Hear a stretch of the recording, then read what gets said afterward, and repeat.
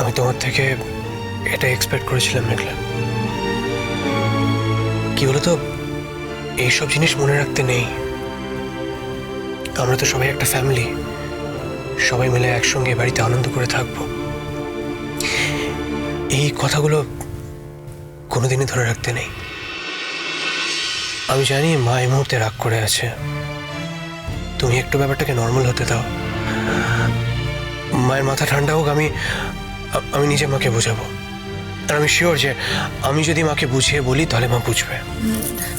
না অনুরাগ, তুমি আমার ব্যাপারে মার সাথে আর কথা বলতে যেও না।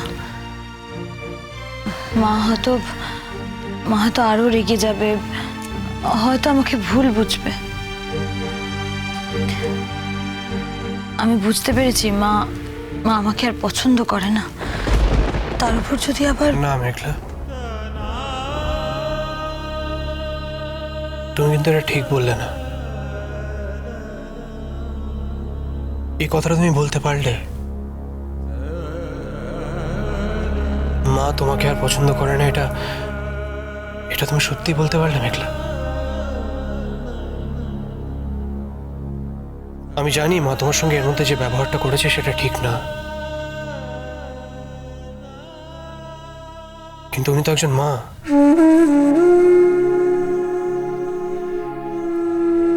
স্নেহ ভালোবাসা মানুষকে দেওয়ার জন্য মা কিন্তু সবসময় উন্মুক্ত হয়ে থাকে।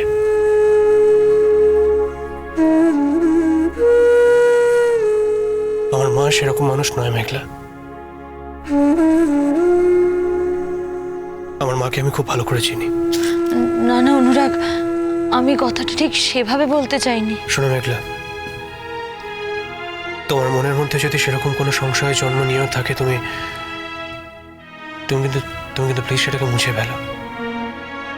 আমার মা তোমাকে আর পছন্দ করে না, ব্যাপারটা কিন্তু সেরকম নয়। আমি দায়িত্ব নিয়ে তোমাকে বলছি, এই ব্যাপারটা প্লিজ তুমি মনের মধ্যে ধরে রাখো না। আর এই ব্যাপারটা ভুলে গেলে সেটা তোমার জন্য ভালো মেঘলা। মেঘলা, এইসব মাথায় রেখে কিন্তু গান গাওয়া যায় না, সাধনা করা যায় না। তুমি নিজে ভেবে দেখো, তুমি এইটুকু সময়ের মধ্যে কত কিছু অ্যাচিভ করেছো। এই যে তুমি স্কলারশিপটা পেয়েছো, সেটা কজন পায়? এটা কতটা প্রেস্টিজিয়াস তুমি ভেবে দেখেছো একবার? মেঘলা, তুমি কিন্তু সংসারের এইসব ছোটখাটো কমপ্লিকেশনের ঊর্ধ্বে। আমি অন্তত তোমাকে সেভাবে দেখি। ওকে?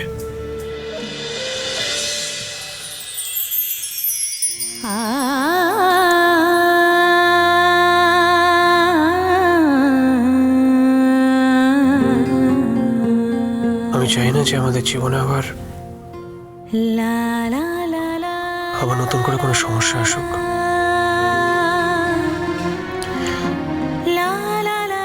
আমি আমাদের জীবনে আর কোনো কমপ্লিকেশন চাই না মেঘলা। আমি তোমাকে বিশ্বাস করি, সম্পূর্ণভাবে বিশ্বাস করি। এসব তুমি কি বলছো অনুরাগ? হঠাৎ বিশ্বাসের কথা কোথা থেকে আসছে? বিশ্বাস? আমি বিশ্বাস বললাম নাকি? হ্যাঁ বললে তো। ও কিছু না, আমি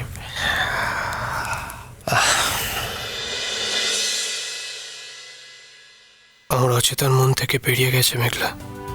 আমি সত্যি এই কথাটাই ভাবছিলাম যে আমাদের দুজনের জীবনে এমন কোনো দুর্যোগ এই মুহূর্তে এসে যেন নক না করে।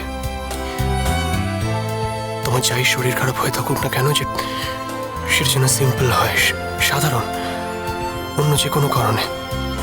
যেন এই পিসিমণি যেটা বলেছে সেটা কোনো মতেই ঠিক না হয়, কখনো না।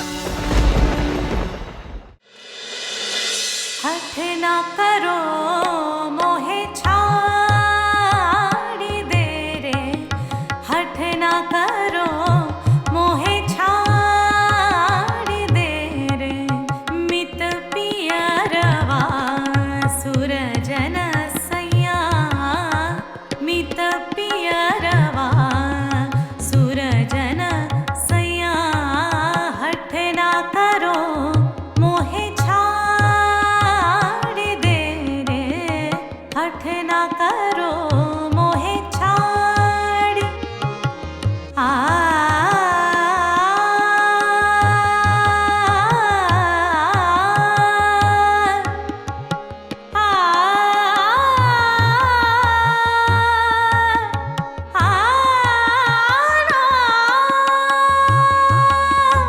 देखत है मोहे संग की लुगाइया देखत है मोहे संग की लुगाइया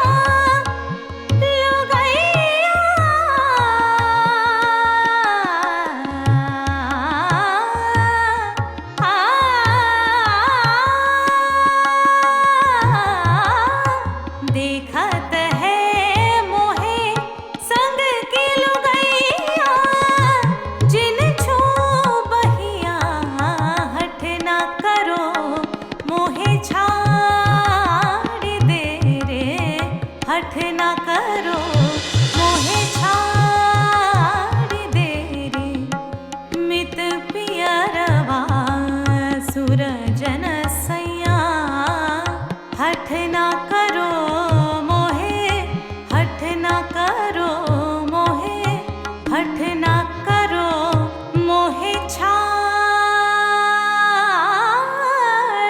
दे रे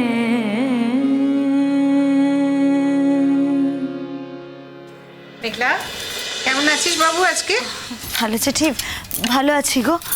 এ বাবা, তোমরা আমাকে দেখতে আবার এতটা উঠে দোতলা এলে? কথা শুন মেঘ। এই কথা বল। কেন রে? কেন? তোকে দেখতে দোতলা এলে কি হয় শুনি? আচ্ছা, তোর শরীর খারাপ হয়েছে যেন আসবো না? শরীর খারাপ তো ঠিক হয়ে গেছে এখন। তুই কি করছিস? কি করছিস আরে, আবার? কিছু হবে না, ঠিক আছে। কি দরকার বল না এখন? আমি ভালো আছি তো, ভালো আছি। ঠিক, ওই দেখো। এই তো দেখো না, এখন তো শরীর একদম ঠিক হয়ে গেছে। এই তো আমি তো এতক্ষণ বসে বসে রেওয়াজি করছিলাম। সত্যি বাবা মেঘলা, ভালো আছিস? হ্যাঁ, উফ, সে না হয় তুই আজকে সারাটা দিনে খুব একটা ওঠাচলা করিসনি, তাই বুঝতে পারছিস না। হ্যাঁ রে মেঘলা, তুই আজকে আবার সিঁড়ি টিড়ি ভাঙিসনি তো রে? না দিদি ভাই, ও আমাকে বললো আজকের দিনটা রেস্ট নিতে, কাল গানের প্রোগ্রাম আছে তো তাই। হ্যাঁ, খুব ঠিক কথা বলেছে তো তাতান। রেস্ট নিয়ে নিয়ে কোনো রকমে আজকে দিনটা কাটিয়ে দে, কালকে প্রোগ্রামটা তো একদম মিস করা যাবে না। সেই তো, এত বড় একটা অনুষ্ঠান বলে কথা, শরীর খারাপের জন্য যদি যেতে না পারিস তার থেকে খারাপ কিছু হবে না। আমি গান গাইতে না পারলে ও খুব আপসেট হয়ে পড়বে। ও শুধু ও না, ও আপসেট হয়ে যাবে কেন? তুই আপসেট হবি না? না মানে ভালো চিঠি, আমি আমি ওটা বলিনি। মানে আসলে কি বলতো, আমি গান গাই, আমার গান ভালো লাগে বলে, আমি গান ছাড়া থাকতে পারি না বলে। কিন্তু ও তো ওভাবে ভাবে না, ও ভাবে গান গিয়ে আমার অনেক নাম হবে, যশ হবে। তাই আমি গান গাইতে না পারলে ওর মন খারাপই বেশি হবে, অনেক বেশি আপসেট হয়ে পড়বে। এই শোন, আমরাও কিন্তু সবাই খুব আপসেট হয়ে যাব। তোর প্রোগ্রামে যাব বলে কত প্ল্যান ট্যান করে রেখে দিয়েছি। সেই তো, আমরা সবাই। আমি পারবো। হ্যাঁ রে, আজকে ছোটর মুড কেমন? এসেছিল তোকে দেখতে? মেঘলা, মেঘলা তুই ভাবিস না, দেখবি কাম্মা ঠিক হয়ে যাবে। কাম্মার মতো মানুষ কিন্তু হয় না রে মেঘলা। জানি দিদি ভাই, আমিও তাই বিশ্বাস করি। তবে ইদানিং ছোট অনেকটা বদলে গেছে কেমন জানি।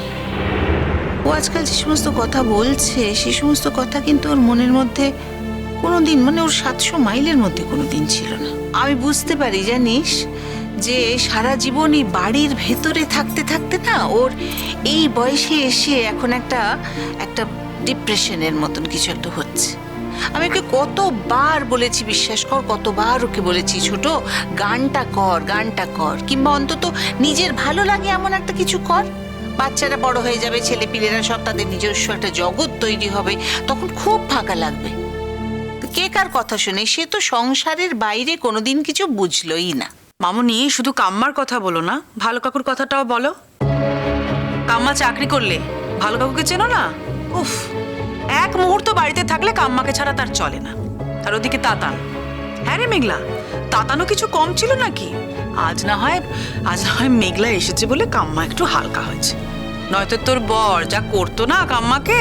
উফ, কি গো মেঘলা, কেমন আছো গো? তুমি যদি ওই অ্যাওয়ার্ড অনুষ্ঠানে গান গাইতে চাও মেঘলা, তাহলে আমি জানবো যে আমার জীবনে মেঘলা বলে কাউকে আমি চিনি না।